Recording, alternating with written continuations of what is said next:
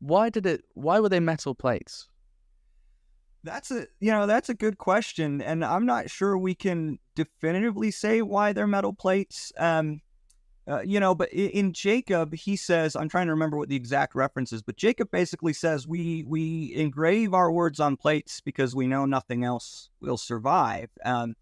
And you know, the caveat to that is we actually know there are things that do survive in other media, but we actually see, there's a lot of writing on metal plates in the ancient world, and this is something that's been talked about by so many people, right? In the last 200 years, since Moroni shows up to Joseph Smith in September 1823, right, 200 years ago, and says, hey, there's a book on metal plates, which I'm not going to say was totally unknown in that time because some people had notions of writing on metal, but it was kind of an idea that was scoffed at a lot. People made fun of the Golden Bible. But since that time, the amount of information we have about writing anciently on metal plates has just exploded. And there are literally thousands upon thousands upon thousands of examples of what's called metallic epigraphy from throughout the world. Places like the ancient Near East, where Lehi and his family come from, to all over South Asia, Europe.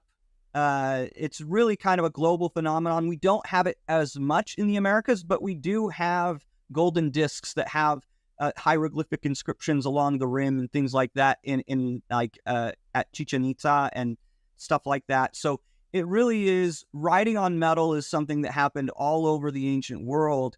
And some ancient people actually did explain why they were doing it. And they give us the same explanation Jacob does. They do it because they want to create an everlasting witness. They want to make whatever it is they're writing on plates, they want it to endure. They want it to survive over the course of time. It's the same reason people wrote things on stone as well, right? Because it's this hard, enduring material. And it's kind of, that's the motive. And when you look at kind of the genres or the types of writings that are put on metal plates, treaties, which are also the word we use for those in the gospel, is covenants, right? Our covenants with God are basically, we're making a treaty with God. And in the ancient Near East, they called them suzerain vassal treaties. Well, scholars of the ancient Near East call them suzerain vassal treaties, where you have a suzerain who's like the grand king or whatever, who's the emperor, or whatever you want to call him, who is making a treaty with a subordinate ruler of a town or city or a subordinate state. And there's all these stipulations and promises that are made as part of that treaty. Well, the gospel is structured throughout the Old Testament, the New Testament, the Book of Mormon, as one of these treaties, this covenant. And God is our suzerain, right? And we're the vassal, we're the client, if you will. And this is one of the things that's written on metal plates more than anything is treaties, grants, things that are creating some sort of covenantal bond between a superior and an inferior. And that's what the Book of Mormon was sent forth to do, right? The title page says it's to remind the children of Israel of their covenants with their fathers that the Lord has made. And when Moroni comes in September of 1823, he tells them that the Lord is about to fulfill his covenants, right? And so it's on metal plates. This is part of the purpose, I think, of the metal plates, is to be this sign of God's covenant, of the Lord's covenant being reestablished in the latter days, right?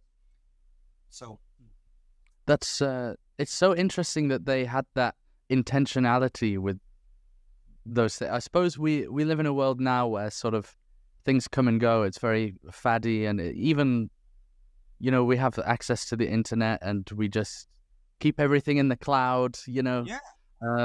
If we were to tell Nephi, he's like, oh, why don't you just keep it in the cloud? You'd probably think we were absolutely crazy. But well, it's interesting you bring that up, because there are a lot of studies that talk about, like, that are trying to grapple with what that has to, like, the impact that has to do on our notions of writing and permanence and things like that, right? Like, everything is so ethereal for us, right? yes, Our writing is digital. you can see I've got a bunch of paper books behind me, but most people don't even bother with a paper book, right? They read on the internet, they store their files, like you said, on the cloud and things like that. But interestingly enough, there are still, like, if you want really permanent data storage, there are companies that will engrave all your digital data onto metal, and you can get they're like metal hard drives, and they can engrave like terabytes worth of data onto lead or gold or something like that.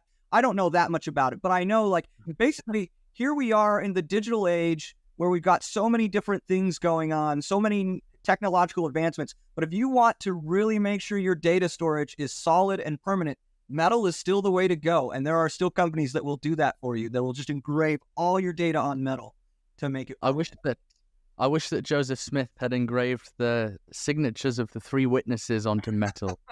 Come on, Joseph, what were you thinking putting it in that box in the corner?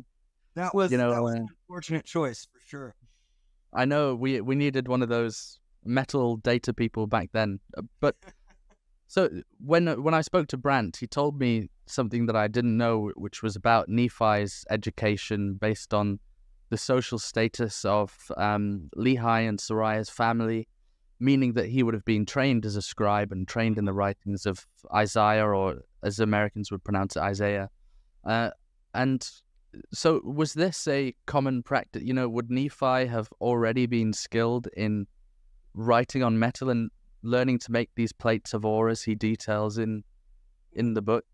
Well, yeah, that's an interesting question. So there's actually a couple things that play into Nephi's background here that I think ultimately contribute to him in particular having this particular skill set. And it's the fact that, Nephi is almost certainly trained as a scribe. We have to understand it. It's hard for us in developed countries like the U.S. or the UK to maybe appreciate the fact that literacy in the ancient world is actually really, really low. And there's debates that go back and forth as just how low or how extensive it is. And some evidence actually suggests that the 7th century BC in Jerusalem, there was a bit of a higher level of literacy than other times and other places. But nonetheless, even high literacy in the ancient world would be comparatively low literacy for the modern world. So you can't take for granted that people can read and write. And the fact that Nephi can read and write not only in his native Hebrew, but apparently also in Egyptian, tells us that he's received some pretty specialized training as a scribe. And so I think that's completely accurate. But what we also get from the record is that Lehi appears to have a lot of skill in metallurgy. And so does Nephi, because Nephi is Lehi's son, and you grow up learning the profession of your father. Since Nephi's the youngest son, Lehi is he's having him prepared as a scribe, probably because he's anticipating that Laman and Lemuel and Sam, they're going to take up the family business, if you will, and he needs something for Nephi to be able to do. Maybe the plan was to have Nephi be the bookkeeper. I don't know. But they have all this skill in metallurgy, right? And this is something we pick up from several clues in the text. But the most explicit is when they're in Bountiful. And in 1 Nephi 17, and the Lord is telling Nephi to build a ship and instructs him on how to build a ship. And Nephi says, okay, well, I need tools. So where do I find ore? And I think that's verse 9 of chapter 17. He doesn't say, how do I smelt the ore? He just says, where do I find the ore? And he's able to get ore, and he's able to smelt it and work it and make it into tools. And he needs no instruction on how to do all of that. So Nephi apparently already knew how to work with metals. And this dual background of, having a dad who works in metallurgy, probably growing up, helping him out in some of the metalworking stuff, and then being trained as a scribe, for him, this would have been a natural medium to use, would have been metal, right? Because that's what he knows how to work with really well.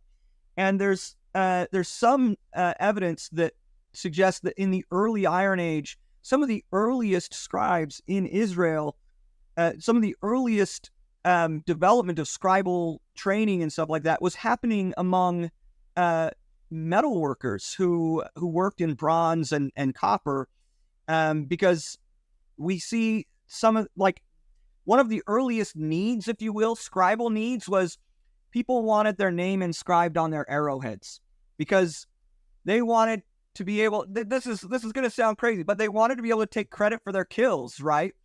Especially if you're a mercenary soldier and you're going to be getting paid for how many heads you can bring back, basically, right? And so you want your name inscribed on your arrowheads so that you can, when the battle's over, you can go out on the battlefield and you can prove, hey, I'm the one who got this guy. So metal workers, people who knew how to work in metals, were some of the earliest scribes in the early Iron Age. And so they would have, as the kingdom of Israel developed, it's metal workers that they would have turned to and employed initially as scribes. At least that's one hypothesis. I shouldn't put that forward as a definitive thing. But it's likely, so it's entirely possible that some of the earliest scribes of ancient Israel were initially trained and experienced as metal workers and writing on metal. And Noel Reynolds, actually, he's done some recent work on this for the Book of Mormon and kind of argued that Lehi and Nephi would have been most familiar with they're from the tribe of Manasseh, right? They're from that northern kingdom. So he argues that they would have been part of a specific tribal school from within that Manassehite group. And as part of their training, they would have learned to write, to prepare metal plates and learn to write on metal and things like that. Other scholars have talked about how, when you talk about the literacy of the ancient world, there's trained scribes, but then there are professions that work in materials that people write on. And so stone is a common medium for writing in the ancient world. So either you have to be a scribe who knows how to work in stone, or you have to be a stonemason who knows how to write in order to do that, right? Yeah.